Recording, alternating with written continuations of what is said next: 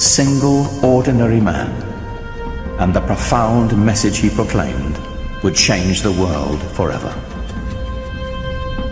His name was Mohammed.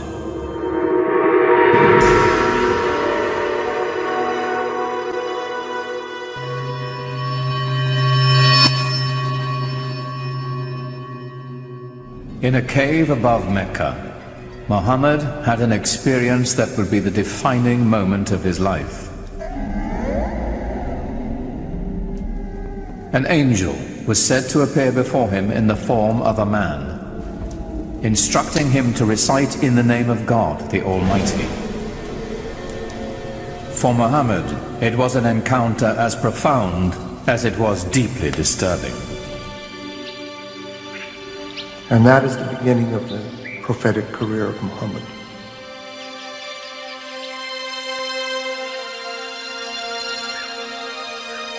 The months to come would bring more revelations.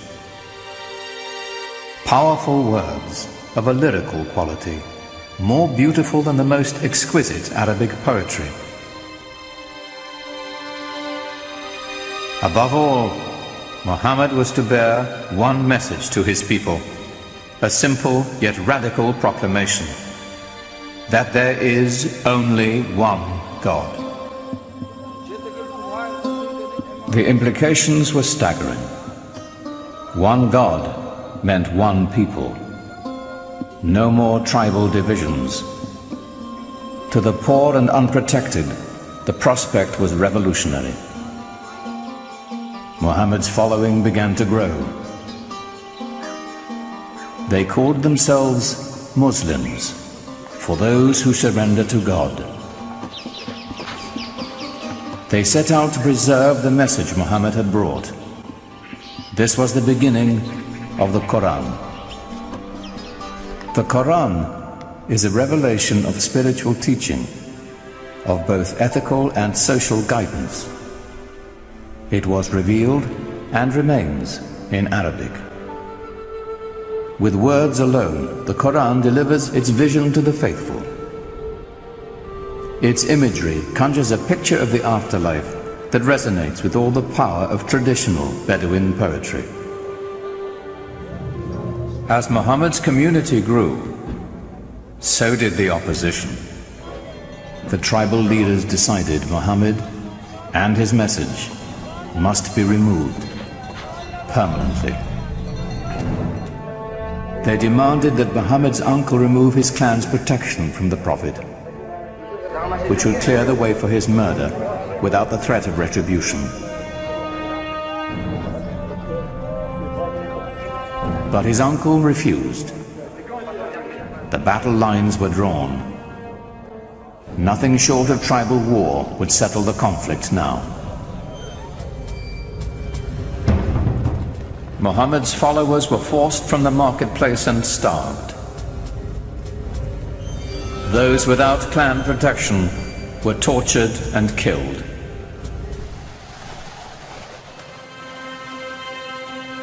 In 619 AD, Muhammad's wife Khadija died, and his uncle as well. Gone were his first great love and his only protector.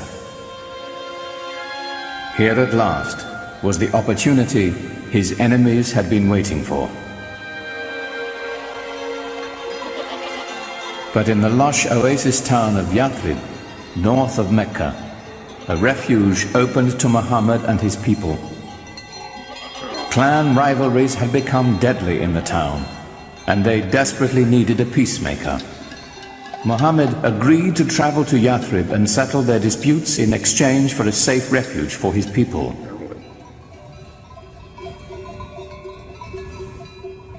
For Muhammad's followers, leaving the place of their ancestors, their families and tribes was the ultimate test of devotion.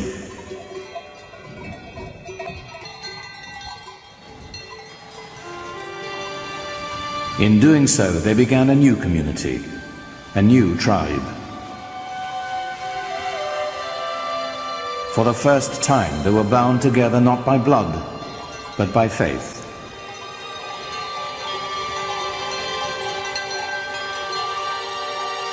In the course of a single caravan journey, Islam marks its true beginnings.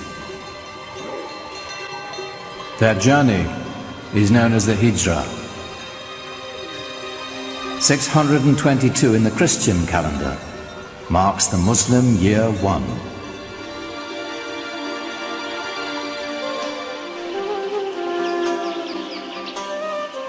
Muhammad's goal among the people of Yathrib was the same as his larger mission, to bring unity and peace with his message. He was asked to be a Solomonic figure, to mediate tensions between tribes that seemed intractable. As his work succeeded, the town would become known as the city of the prophet, Medina.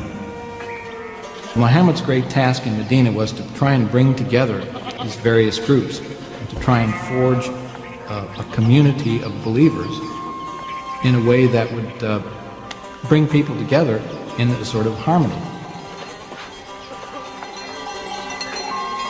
To the divided clans of Medina, Muhammad offered a vision of solidarity.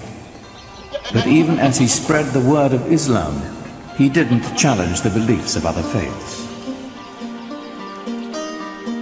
As the Muslim community grew in Medina, a life of simple devotion and ritual developed. It's said that while he was in Medina, Muhammad received a revelation, instructing those in prayer to face in the direction of the Kaaba in Mecca. Though filled with pagan idols, it was still the shrine of Abraham, the first believer in the one true God.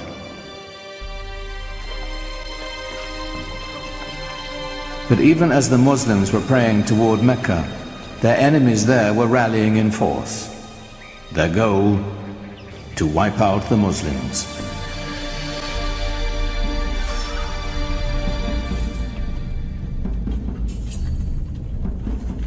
Muhammad's people began to gather arms.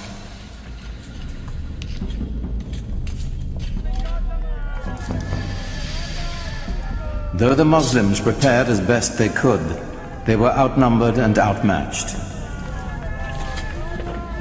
They mustered a force of only 313, mostly old men and boys, with few weapons. While the approaching Meccans were heavily armed and 1,000 strong. For years, Muhammad had tried to bring Islam to the people of Mecca peacefully. Now it was time to fight. The Muslims faced their own tribes, brother fighting brother, son against father.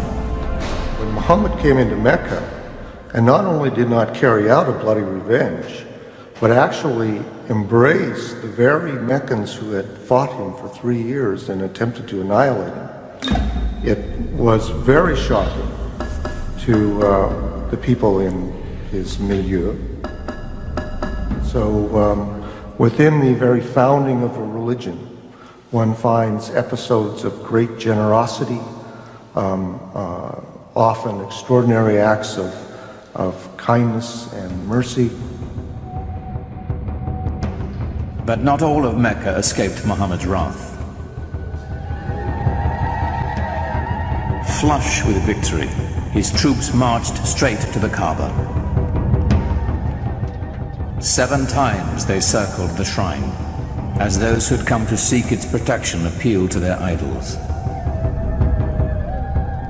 But it was not the pagan people Muhammad had come to destroy. It was their gods. He raised his staff, and the tribal gods of his ancestors smashed into dust. When Muhammad entered Mecca and entered the shrine and destroyed the idols in the shrine, this is of great cultural and symbolic importance in Islam.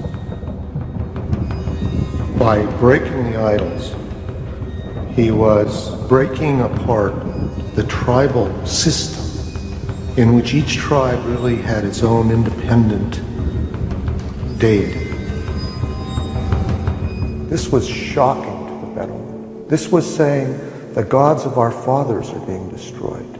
In some sense, you're saying that our fathers themselves were deluded. How can you say this in a tradition in which relationships to one's father and tribe are primary? So this act of iconoclasm then is seen as an act of prophetic violence that has just as much importance in Islamic tradition as Moses' breaking of the tablets when he saw the idolatry at Mount Sinai, or Jesus' casting money sellers out of the temple.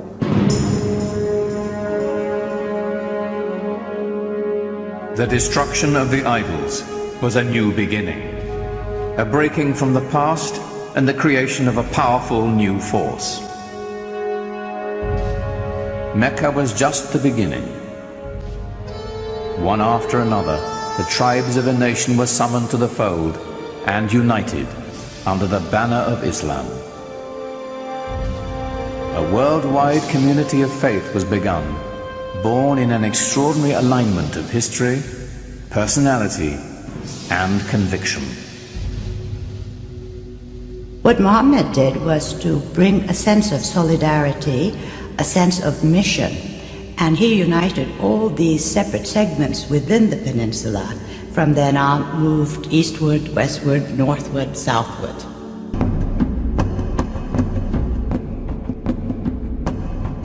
The Muslims turned to the north, swept into present-day Lebanon and Syria.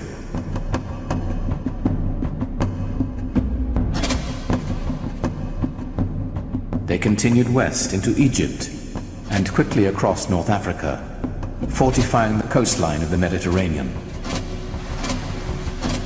Only the seas stopped them. Its growth was so explosive from 622, the year one of the Islamic calendar.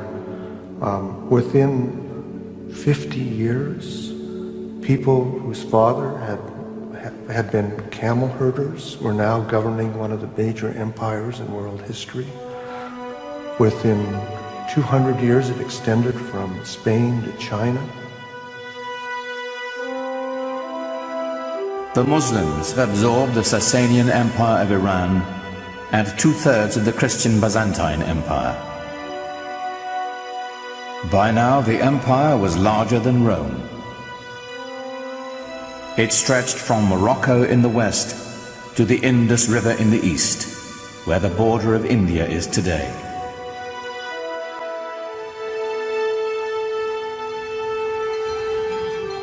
How had it happened that so small an army could conquer an area so large, so fast, so easily? Islam's success in expanding into the central Middle East and across North Africa was due in large part because people were fed up with previous regimes. So the idea that Muslims were going across the world saying convert or die is really not accurate, not at all. That it didn't have a heavy hand, it didn't rule with a heavy hand. They allowed the conquered peoples to maintain their administrative structures. They allowed the Christians and the Jews to maintain their religious law and to be governed by them. And so, in many cases, conquered peoples did not feel the presence of the new regime very heavily. Certainly for individuals who felt themselves exploited or downtrodden by an oppressive and even sometimes parasitic priesthood, the idea of Islam being a religion essentially free from clergy must have seemed very attractive. It's the times that creates the movement and sometimes the men. The Roman Empire had collapsed, the Byzantine Empire wasn't strong enough. There was a need for a new vision, a new way of looking into life. And I think what happened at that time, Mohammed's mission, filled the void that the societies wanted. They really wanted some sort of solidarity in their lives. Islam has come to stay. In just 100 years, Mohammed's vision had transformed the spiritual and political map of the world, and his followers had established an empire larger than Rome. But Mohammed never lived to see it. In the 11th year of the Islamic calendar, 632 AD, only 2 years after the taking of Mecca, Mohammed died.